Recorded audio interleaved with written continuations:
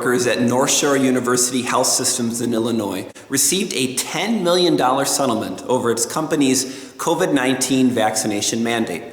13 employees sued on behalf of roughly 500 employees, saying that they were not allowed any religious exemptions. And the court found that they were allowed religious exemptions and should not be forced to go against their religious beliefs.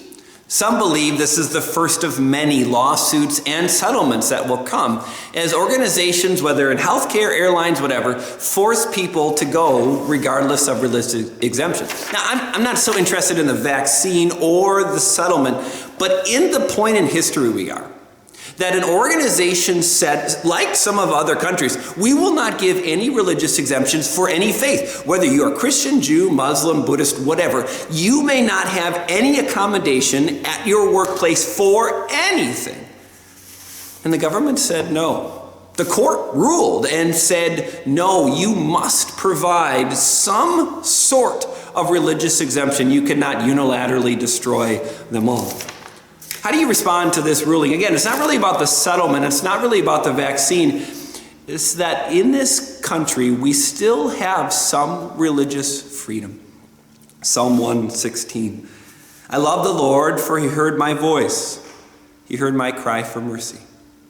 We look at so many other countries that have no religious freedoms, where we are persecuted and hunted down in the streets for what you believe, regardless if you're Christian or Muslim or vice versa, other things. But for us as Christians, I love the Lord. He heard my voice. He heard my cry for mercy. That we cry out to him, and he still gives us the right in this country to worship him. He still gives us some religious freedoms and still blesses the courts in this way.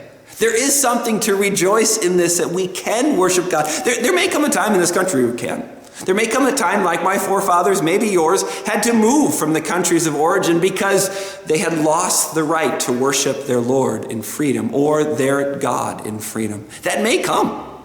Nothing is promised eternally, except God and his word, except heaven and its joys, except the reason we gather to worship, eternity.